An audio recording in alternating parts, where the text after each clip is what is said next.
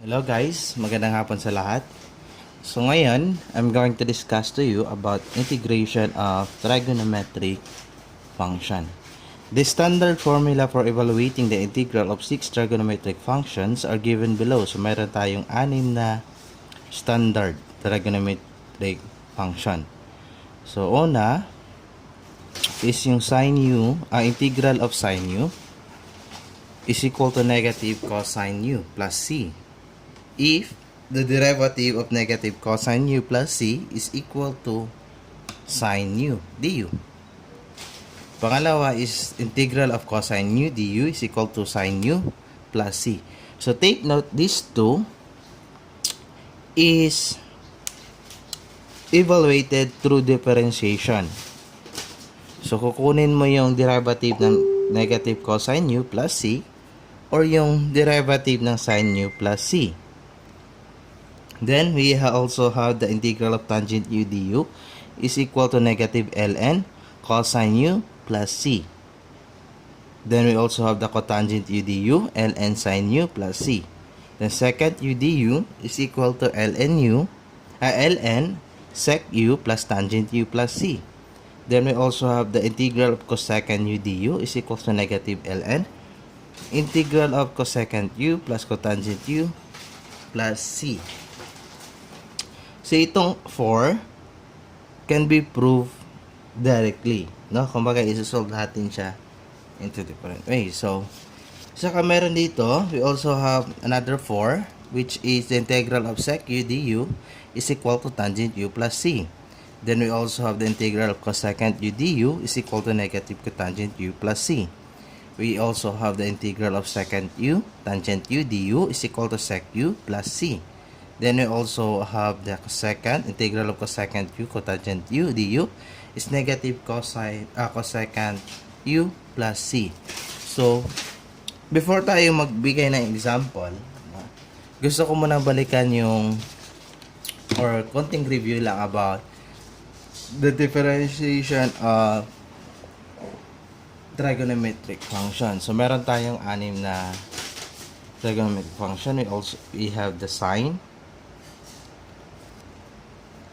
cosine, tangent, cotangent, secant, then cosecant. So, for example, kukunin natin yung derivative ng sine cosine. Ang derivative ng sine is cosine. Or for example, we have the derivative dy dx d over dx of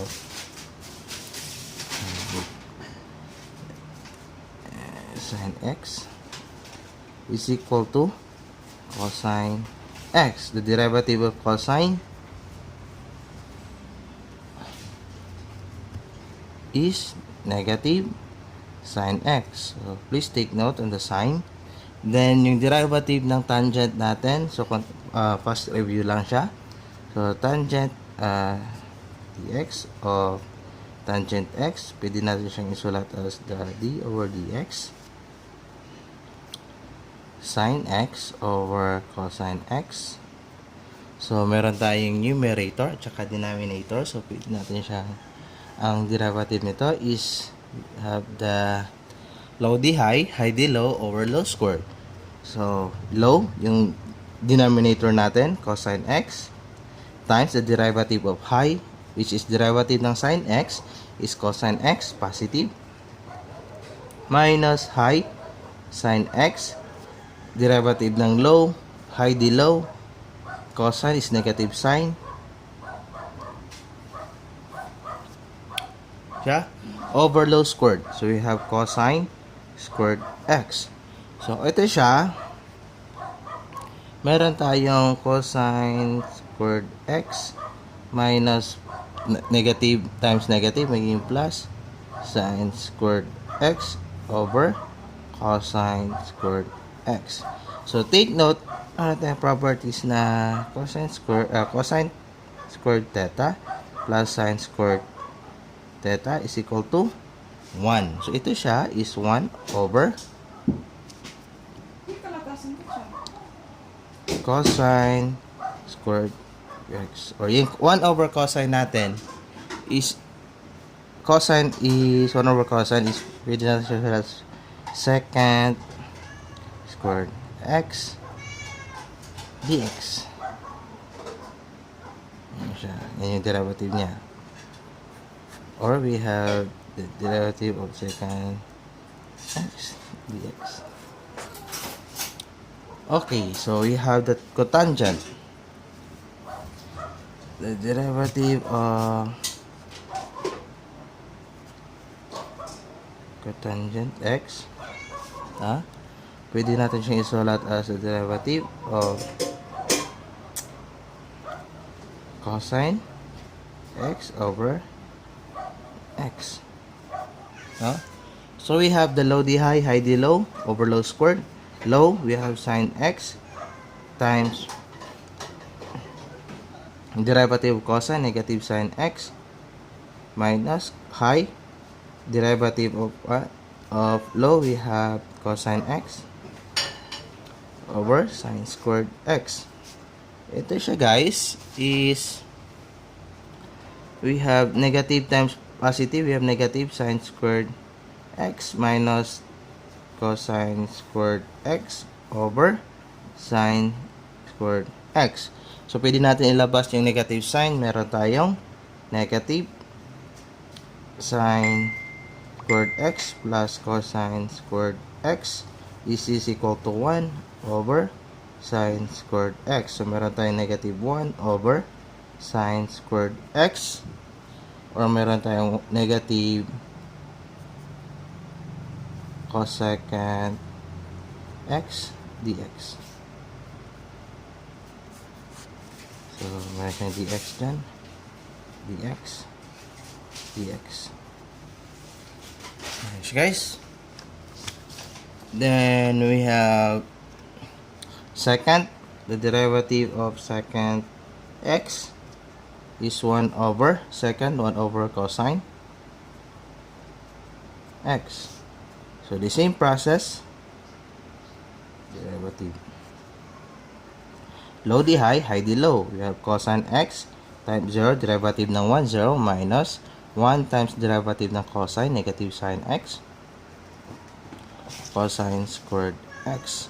So, meron tayong negative times negative, positive x. Pwede natin isulat yung sa baba. Squared yan siya. Pwede natin isulat as cosine x times cosine x. Take note, this is tangent x. So, we have tangent x. Ang 1 over cosine is equivalent to secant x, so dx.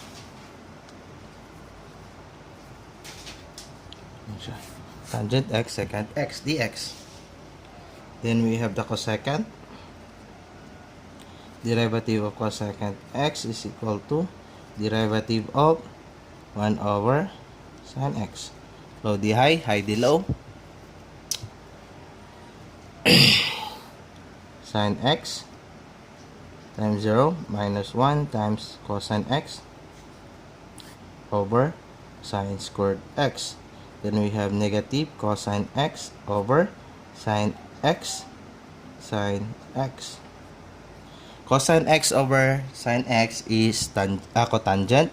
So, meron tayong negative sign. 1 over sine is cosecant x times cotangent x dx. So, yan siya.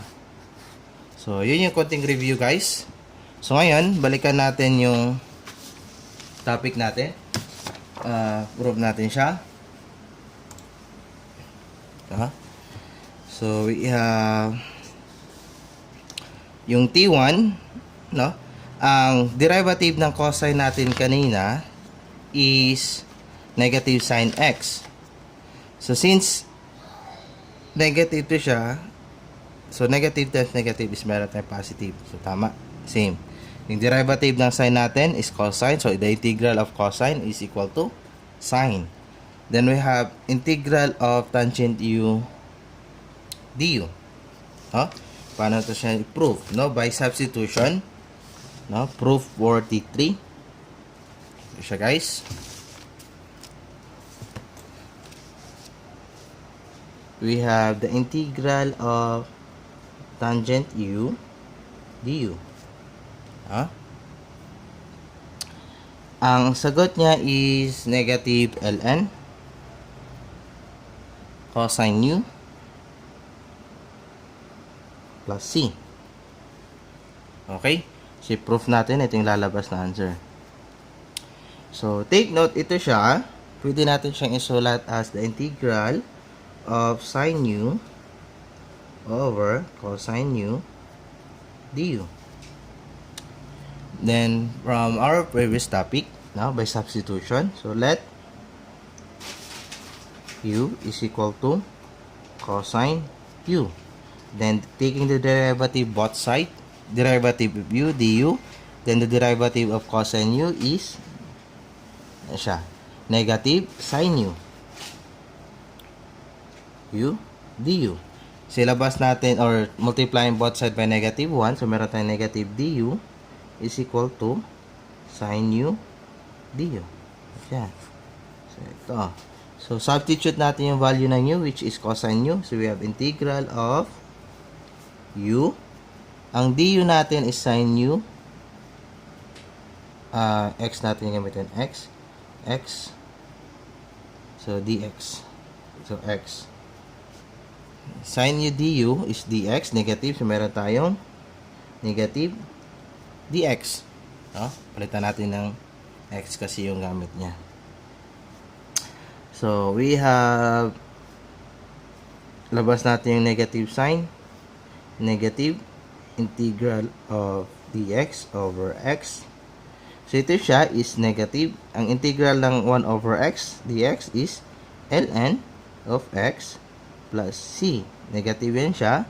So, negative ln. Ang value ng x natin is cosine u plus c. So, the same with the formula. So, pwede nyo lang siya i-memorize yung formula, guys. Or kung gusto nyo, pwede naman siyang i-derive. Kahit yung dalawa lang yung ma-memorize. Yung sine u at saka cosine. Kung yung derivative, tapos i-prove nila. So, another proof is, for example, meron tayong the integral of cotangent u du. Ito siya, pwede natin isulat as the integral of cosine u over sine u du. So, let u is equal to sine u du, or let x is equal to sine u. Dx is cosine u du. So, from our equation or from our function, meron tayong dx, which is cosine u du. Ito siya. Then, we have x sine u. So, we have the integral of dx over x. So, this is ln of x plus c. Yung x natin is ln sine u plus c. So, ano lang siya kadali, guys. So, by substitution. So, ngayon, magbigay tayo ng example. So, paano mag-solve ng ganitong problem? So, for example, we have to evaluate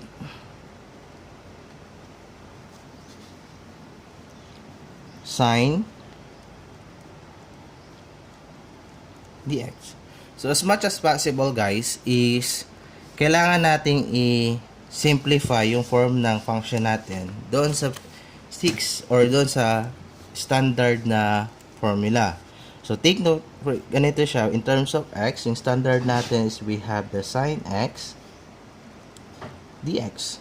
Ganyan siya, supposed to be, or we have the sine u du. No? So, ngayon, para ma-transform natin siya into sine u du, una is kailangan natin tanggalin tong 4 na value. No? Or pwede naman natin siyang kailangan natin kasi baka mas tataas yung process. So, by substitution, we have let u is equal to 4x. Then, taking the derivative both side, we have derivative of u du. Derivative ng 4x, we have 4 dx. So, ngayon, pwede na natin siyang hindi pa, 4dx. So, since sa equation natin walang 4dx, so pwede natin divide both side by 4. So, meron tayong du over 4 is equal to dx. So, substitute natin. So, we have the integral of sin x. We have sin. Yung 4x natin is u. Ang dx natin is du over 4. So, labas natin yung 4. 1/4. So, we have negative 1 over 4 integral of sin u du. So, ito siya. Madali na lang kasi meron tayong standard formula. So, ang 1/4 negative. So, ang integral ng sin u is negative cosine u plus c. So, meron tayong negative times negative. Hindi to negative. Teka lang. Plus ang negative dyan. So, yan. So, meron tayong negative cosine u over 4 plus c. So, ibalik natin yung value ng u or substitute natin yung value ng u. So, we have 4x. So, negative cosine 4x over 4 plus c. So, yan yung answer niya, guys. So, pwede nyo siyang i-check by taking the derivative of our answer para makuha. So, negative siya. So, check natin kung tama. Kunin natin ang derivative nito. The derivative of negative cosine 4x over 4 plus c is equal to derivative of cosine. We have negative times negative sine 4x times integral lang sa loob, chain rule, we have 4 over 4 dx plus the integral of constant is equal to 0. So, we have negative times negative, magiging positive. We have sine 4x, 4 divided by 4, magiging 1. So, dx. So, sine 4x dx.